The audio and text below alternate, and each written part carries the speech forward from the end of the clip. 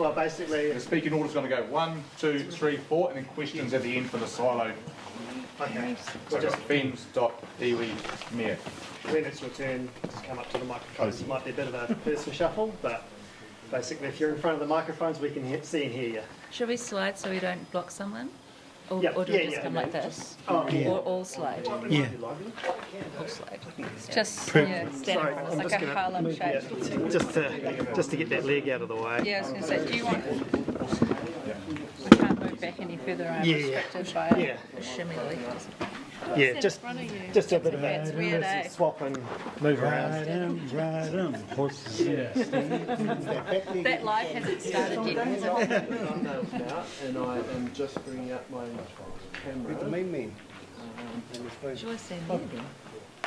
Yeah, I feel like I swapped something. We're in your hands, just No, I don't get to cut it off. You're next. Also, We'll do the same. Just before do we the start, rotation. Libby, from you, go lefty, I just want to introduce yourselves and your role at this incident. Rolling now. Yeah, sure. Kia ora koutou, ko Libby O'Brien Takuingwa. I'm the operations manager for Tongariro. Kia ora koutou, ko Renee Potae Takuingwa. Renee Potae, Assistant Commander Manawatui Wanganui. I'm the Incident Controller for this event for fire and emergency. kia ora koutou, te ngai he waniko. He pakeke ahau. I'm a pakeke of Ngāti Kairo ki Tongariro, and I'm here with the kaumātua group Te Haumata. Kia ora koutou, Western Curtin Mayor of Ruape District Council, here once again after a month of activities. Yeah, and just whoever's talking, if they just come a little bit closer to the microphone, but all good. Should we go? Should we? Oh, Just a quick. Is anyone going live? Just a question, so I know you're going live. Okay. Should we all step forward together or one at a time? Just one at a time. Yep. So, you happy to go? Go for it. Sugar pie, honey bun. Good night. Or would you like to? I would just ask some questions. Or Oh, I thought you I had don't- prepared statements. Each of them going to talk first and then questions after? I could give an update on the fire situation and Yeah. then questions. Yep. Yeah, great. Get up. Kia ora koutou. Here once again at Tongariro for a fire in the Tongariro National Park. Today, day 2, we'd like to give a update on the situation. At the moment, the fire hasn't grown in size since yesterday afternoon, which is great news. After being remapped, it's sitting at 296 hectares with a perimeter of 8.5 kilometres. We've had approximately 30 ground crew, 30 members of a ground crew working on the fire today, basically making sure that the perimeter of the fire is being contained. There is air support from anywhere between 2 and 4 helicopters working at one time, just to make sure any hotspots are being put out. Right now it's just after lunch and we're about to head into the hottest part of the afternoon here in our alpine environment, so the ground crews remain at work along the roadside and up the southern flank with air support from our helicopters to get us through this hottest part of the day. In saying that, the latest news from the operations team is that they consider around 80% of the perimeter of the fire to be contained. Contained doesn't mean the fire is necessarily out. It may still be burning in hot spots in the middle of the fire. But this is good news with respect to ensuring that the fire doesn't spread to an area that's bigger than where it is right now. Tonight we'll have a crew monitoring, one crew on the ground, but also a drone team, and their work with the drone and thermal imaging camera will just ground truth what we've seen out there today. The weather, it's getting very hot down there, but winds are relatively light, and that's been very helpful for the firefighting efforts. Just really would like to thank the rest of our stakeholders who have been instrumental in this effort, as always, particularly DOC and iwi and police and council and everybody else. But we do have 2 DOC crews, and they are heading the furthest away from the road with their fit crews to ensure that we're getting right up into the maunga and just making sure we're getting on top of this fire. There will be further updates after we pass through the heat of the day. Fire investigation continues. We'll be working with police, and the road cordons remain as they are throughout this next operational period. We hope to be able to give updates on the cordons for the road early this evening. Any questions? Do you want us, I think those go through. Thanks. Cool. Ka pai. Cool. Kia ora koutou. I'm Libby O'Brien. I'm the Operations Manager for the Department of Conservation here in Tongariro. First of all, I just wanted to acknowledge, as Renee has said, everyone who's been involved in this fire and I guess the recovery from the previous fire to date. It's been just over a month to the day yesterday from that first fire, which is quite ironic, but also just everyone has come together in the most magical way as they did a month ago, and it is a privilege to stand here alongside our community partners. It's upsetting. I do want to acknowledge for this community that's already been through a lot. It's really difficult to see those flames and those clouds again. But as the department, we are really committed to working with the community to make sure that we are able to get that message out that we are still open for business and supporting our visitors to be safe and to come back to the park when the time is right. As Renee said, we have been supporting the response, both in the background but also on the fire line today with 2 crews. Renee mentioned that they were very fit. They're also obviously dealing with very warm temperatures today, so thank you goes out to the FENS crew, the air crew who was up yesterday and also on standby today, and our teams on the ground who are doing that hard mahi.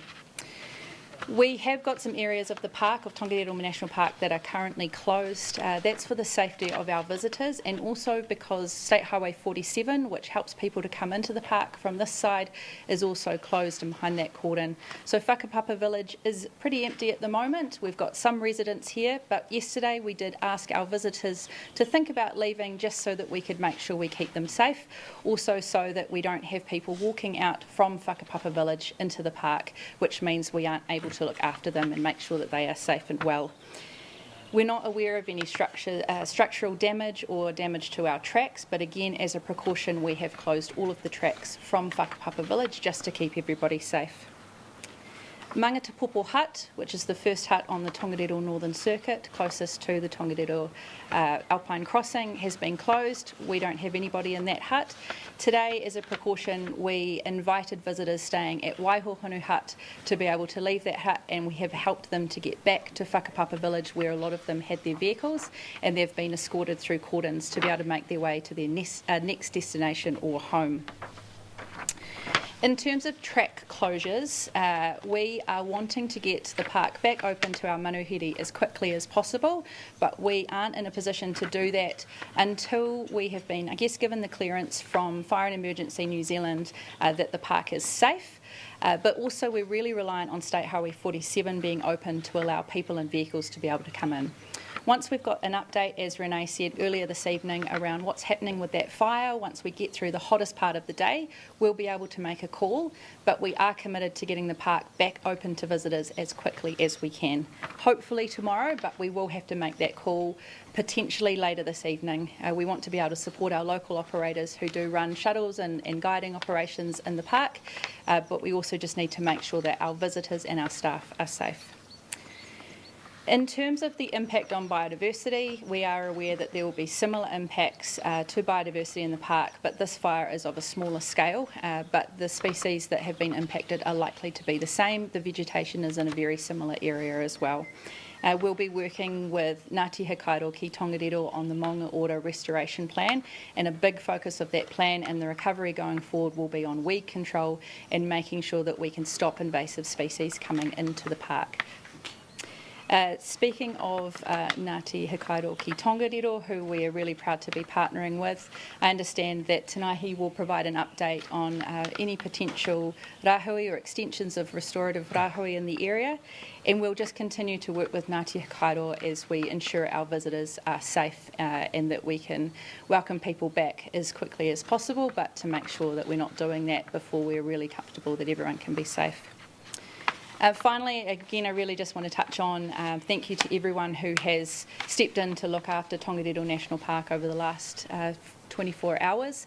Tongariro National Park has a really special place in the hearts of anyone who has ever been here before, and so it really does take the community, tangata whenua, our dock staff, FENZ, just everybody to be able to come together to save as much as we can, and I just really wanted to say thank you. Pass over to you.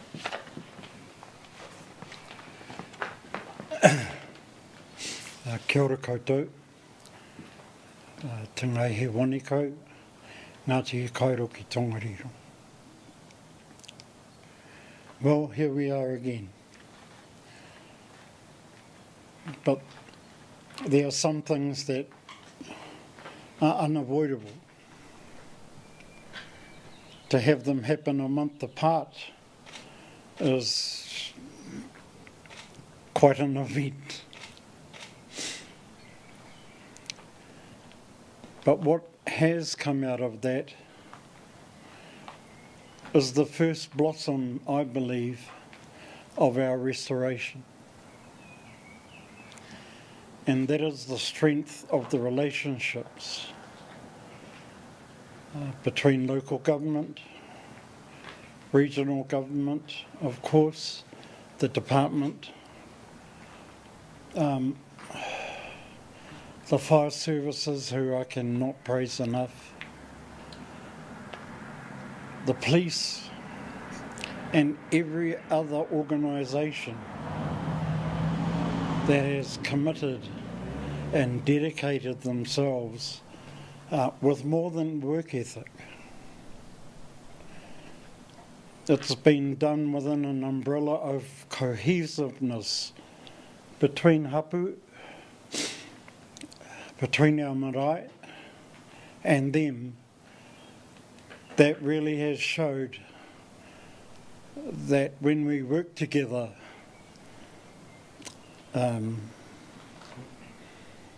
things happen a lot faster. And we can make 1 and 1 equals 3. Also, a mention to our Minister, Tama Pōtaka, who has been behind us.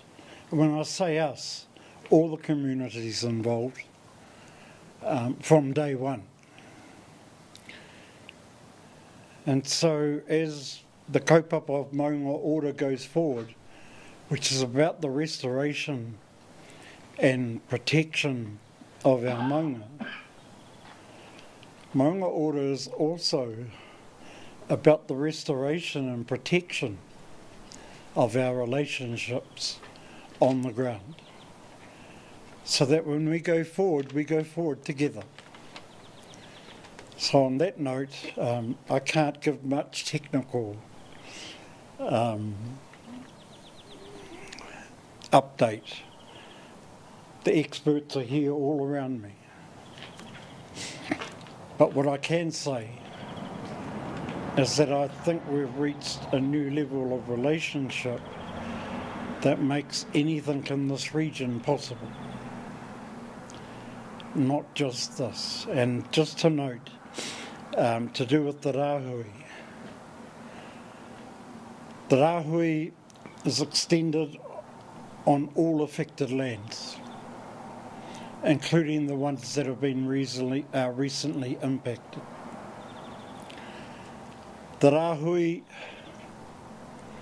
is especially grateful that neither event has been tragic. And the rāhui encompasses the exact statement that was given out for the first rāhui. This is an extension of that. So I hope that helps to appease everyone. And that starts from the day the last of the fire has been quelled. So thank you.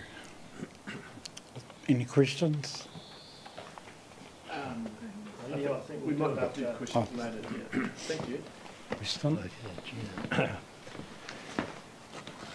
Tēnā koutou, tēnā koutou, tēnā koutou kata. This is the second significant vegetation fire to break out in Tongariro National Park in less than a month, as it said earlier. Many of us have barely caught our breath from the first blaze, and I want to acknowledge the very shock, fatigue, frustration and uncertainty that people across the Ruapehu and the wider region are feeling. It is understandable, and it is shared deeply by Council and by everyone who loves and cares for our whenua. First, I want to express my sincere appreciation to the first responders and every person who has worked tirelessly over the last few days under extreme and challenging conditions. Our deep thanks go to Fire and Emergency New Zealand, Civil Defence, Ruapehu District Council staff, our local contractors, support crews and the wider community who has stepped forward with support. I also want to thank the Minister of Emergency Management and Recovery, Mark Mitchell, for his call and his offer for any assistance that we may need. The emergence of a second large-scale fire so soon after the previous fire is confronting. It reinforces the fragile system and environment that we have and a responsibility we all share to tread lightly, respectfully and carefully when experiencing our beautiful national park. Tongariro National Park is not only a treasured landscape, it is a living ancestral place, biodiversity stronghold and a cornerstone to our local economy. Council stands firmly with Ngāti Hikairo ki Tongariro and the placement of their rāhui over the affected area.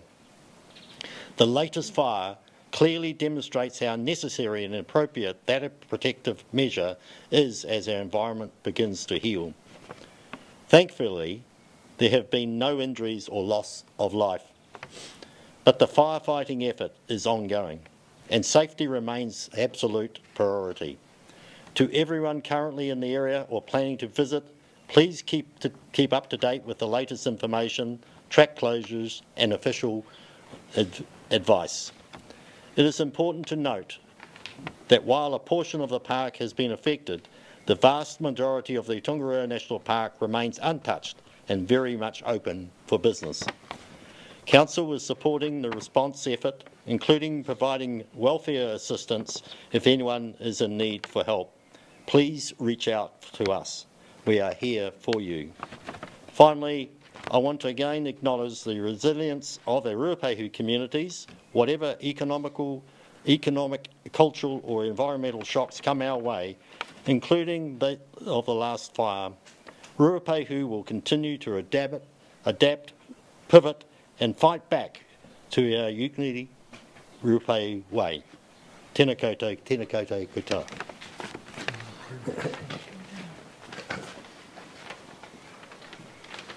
I think you've run stuff really well.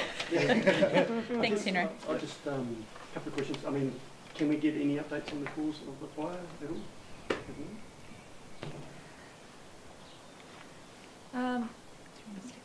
Yeah, so with respect to the cause of the fire, the police have shared that they have some positive lines of inquiry with how it started and that it does seem to be unintentional.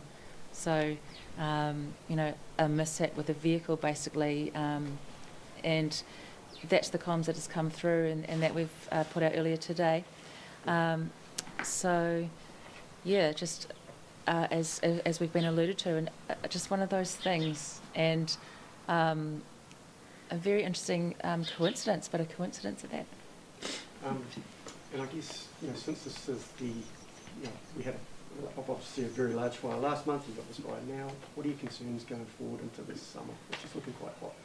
Yeah, it is. It's something that we do sort of pre-plan for every year with our roles, and certainly parts of New Zealand are drying out considerably. Hawke's Bay, Canterbury, you know, we've seen several fires this week as well as this one. In an alpine environment like this, though, I think it's easy to forget how susceptible we are to fire with the type of vegetation we have, with the number of rainfall days we experience here, as the locals will attest to, particularly at Whakapapa, which means that when we do get a run of dry weather, these vegetation types can dry out quite quickly, and it can sometimes take people by surprise. So I think that's a learning that we can all take from these fires. My question would be, what did you learn from the first fire that you were maybe able to implement in this? It was pretty similar, really. The last time we had slightly different weather conditions, which took the fire in a different direction quite quickly. So similar response, but it's just on a smaller scale. And even just the time of day, time of the week, that meant that the response this time was quite quick, as it was last time, but our wind wasn't as strong this time as it was last time. So I guess the takeaway from that sort of statement there is just how important a role the weather plays in fires in our environment. Cool. Thank you. Thanks.